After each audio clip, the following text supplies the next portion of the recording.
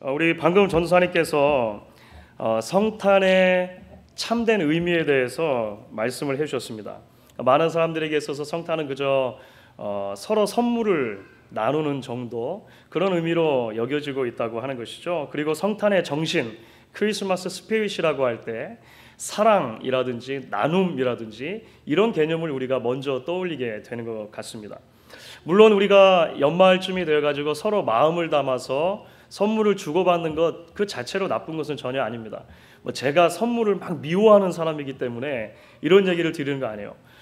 시험해 보시고 싶으시면 선물을 줘보십시오. 마찬가지로 그 유명한 소설 크리스마스 캐롤에 나오는 스크루지 영감처럼 자기만 생각하고 자기만 알고 또 구두쇠로 사는 것보다는 다른 사람을 사랑하고 섬기고 내가 가진 것을 다른 사람들에게 많이 나눠주는 것은 참 좋은 일이라고 우리가 그렇게 생각할 수 있을 것입니다. 하지만 여러분, 성탄은 그것보다도 훨씬 더 큰 의미를 가지고 있는 것이죠. 우리 김산 전사님께서 이야기해 주신 것처럼 성탄은 하나님의 약속이 나타나신 날이기 때문이라고 하는 것입니다. 오늘 제가 함께 나눌 디도서의 말씀 가운데는 바로 이렇게 성탄절에 우리에게 일어났던 일이 무엇인가에 대해서 이렇게 설명을 해주고 있습니다. 디도서 2장 11절이죠. 모든 사람에게 구원을 주시는 하나님의 은혜가 나타났다. 바로 성탄절이 그런 날이라고 하는 것입니다. 저와 여러분을 죄로부터 구원하시는 하나님의 은혜가 나타난 그날, 그것이 바로 성탄이라고 하는 것이죠. 여러분들 이 사실을 믿으십니까?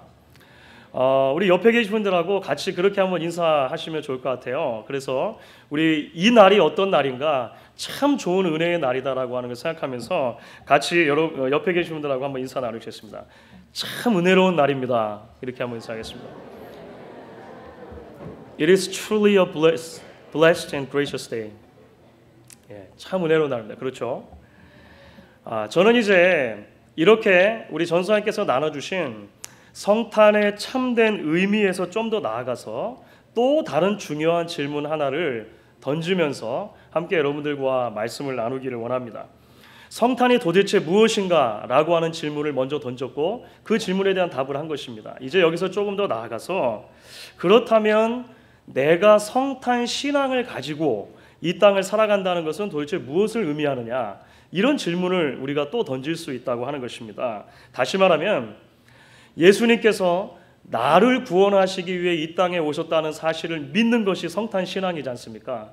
그러면 그 성탄 신앙을 가지고 매일매일 우리가 살아간다는 것은 도대체 어떤 의미가 있겠느냐라고 하는 것이죠. 저는 그래서 오늘 디도서의 말씀을 가지고 이야기를 살펴보면서 여러분들과 은혜를 나누기를 원합니다. 오늘 이 디도서의 말씀 가운데 이 질문에 대해서 특별히 두 가지의 답을 우리가 찾을 수가 있습니다. 첫 번째는 성탄 신앙을 가지고 살아간다는 것은 무엇을 의미하는가? 그것은 매일매일 좀 더 예수님께서 기뻐하시는 사람이 되는 것입니다. 그렇죠. 오늘 12절 말씀에 이런 말씀이 나옵니다. 12절에 우리를 양육하시되 경건치 않은 것과 이 세상 정욕을 다 버리고 근신함과 의로움과 경건함으로 이 세상에 살고, 이렇게 말합니다. NIV 영어 성경에는 이것을 조금 더 재밌게 풀어주고 있죠. 아까 읽었습니다만 제가 다시 한번 읽겠습니다. It teaches us to say no to ungodliness and worldly passions and to live self-controlled, upright and godly lives in this present age. 여러분, 이게 무슨 말일까요? 우리가 정말로 성탄의 주인공으로 오신 예수님을 우리의 구주로 믿는다면 그 구주 안에서 우리를 구원해주시는 하나님의 은혜를 우리가 정말로 붙든다면 바로 지금 이 순간 예수님께서 기뻐하시지 않는 일들에 대해서는 단호하게 노라고 이야기할 수 있어야 한다고 하는 것입니다. 그리고 매일매일 순간마다 하나님께서 기뻐하시는 절제되고 바르고 경건한 삶을 살 수 있어야 한다고 하는 것이죠. 많은 사람들에게 성탄은 그저 1년에 한 번 지나가는 축제, 축일, 할러데이로 그렇게 생각이 됩니다.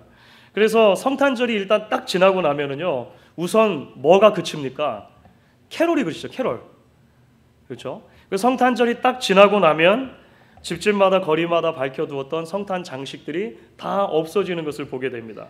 사실 성탄절이 지나고 나서까지 라디오에서 캐롤이 계속 흘러나온다든지 아니면 집집마다 성탄 장식이 그대로 남아있는 것을 보면 좀 어색하고 그런 분위기도 있을 것입니다. 하지만 여러분, 성탄의 주인으로 오신 예수를 믿는다고 하는 것은요, 성탄절에 한번 아기 예수의 얼굴을 이렇게 들여다보고 나머지 다른 날들 동안 잊어버리는 것으로 충분하지 않다라고 하는 것입니다.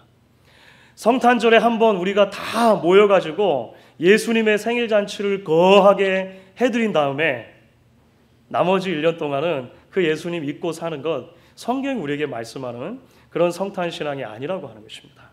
참된 성탄의 신앙은요, 아기 예수로 오신 그분이 정말 누구신가를 매일매일 기억하는 것입니다. 아기 예수로 오신 그분이 누구십니까? 오늘 13절에서 그분을 이렇게 말하죠. 우리의 크신 하나님, 곧 우리의 구주라고 부르고 있습니다. 그렇습니다, 여러분. 아기로 오신 예수님은 본래 크신 하나님 자신이었다라고 하는 것이죠. 그런데 그 하나님께서 자신의 모든 영광과 특권을 내버리고 죄 많고 불편한 이 세상 가운데로 내려오신 것입니다. 왜입니까? 저와 여러분을 죄로부터 구원하시기 위해서 그렇게 하셨다는 거예요. 그래서 우리는 매 순간마다 그 예수님이 내 인생 전부의 주인이다라고 고백하며 살아야 하는 것입니다. 어떻게 고백합니까? 끈질긴 죄악과 악한 생각들, 미움과 정욕들에 대해서 단호하게 노라고 이야기할 수 있어야 한다는 것이죠.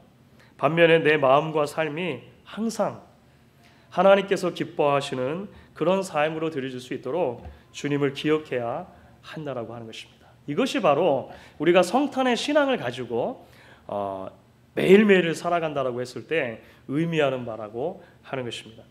그렇다면 성탄 신앙을 가지고 매일 살아간다고 했을 때 두 번째는 어떤 의미를 가지고 있을까요? 오늘 디도서 본문 가운데 13절과 14절은 그것을 이렇게 설명을 해줍니다. 성탄의 주인공으로 오신 예수님께서 반드시 다시 오실 것이라는 사실을 기억하는 삶이다, 이렇게 이야기를 해줘요. 특히 13절 말씀입니다. 13절을 제가 또 다시 한번 읽어보겠습니다. 복스러운 소망과 우리의 크신 하나님 구주 예수 그리스도의 영광이 나타나심을 기다리게 하셨으니, 예수님께서 처음에 이 땅에 오셨을 때 분명 아기 예수의 모습으로 오셨습니다. 어린 아이의 모습으로 오셨다라고 하는 거예요. 우리를 위한 하나님의 구원 작전이 이제 시작된 것입니다. 그렇죠? 그런데 예수님께서는 그저 아기에만 머물러 있으실 수 없었습니다.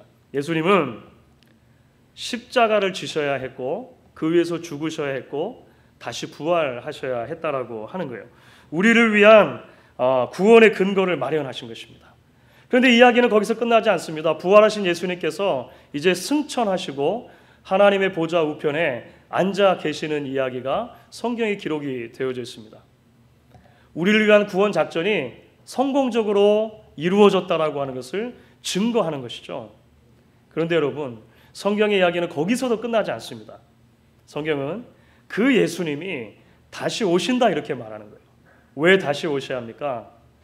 처음 시작하셨던 그 구원이 온전하게 우리에게 이루어지기 위해서는 예수님께서 반드시 다시 오셔야 하는 것입니다. 우리 전사님이 이야기한 것처럼 많은 사람들이 성탄을 생각할 때 구유에 누워있는 어린아이만을 생각합니다. 그렇죠? 그건 맞습니다. 예수님께서 그렇게 오셨습니다. 그런데 우리가 매해 성탄을 맞을 때마다 반드시 마음에 품어야 하는 큰 그림이 있습니다. 그것은 구원 전체에 대한 그림이라고 하는 거예요.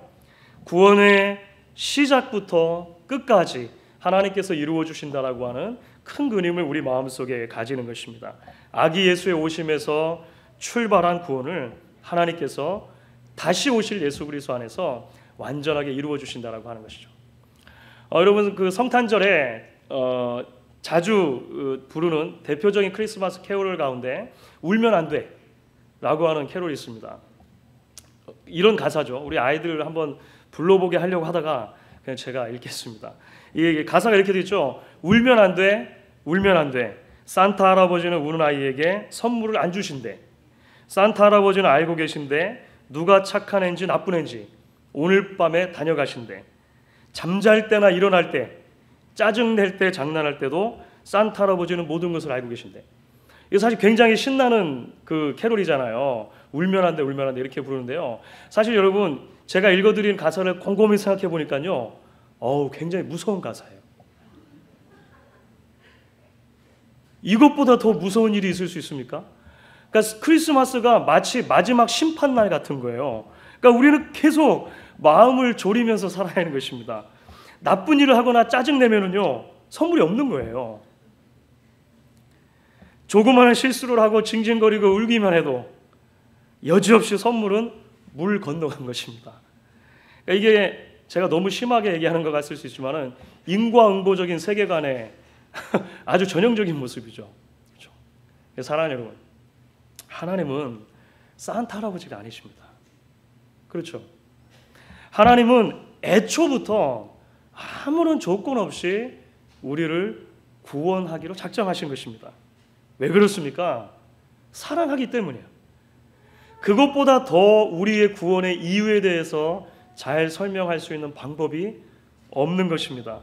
우리가 죄와 정욕에 대해서 노라고 말하고 거룩하고 경건한 삶을 살아야 하는 이유는요, 그것이 예수님께서 기뻐하시는 일이기 때문에 그런 것입니다.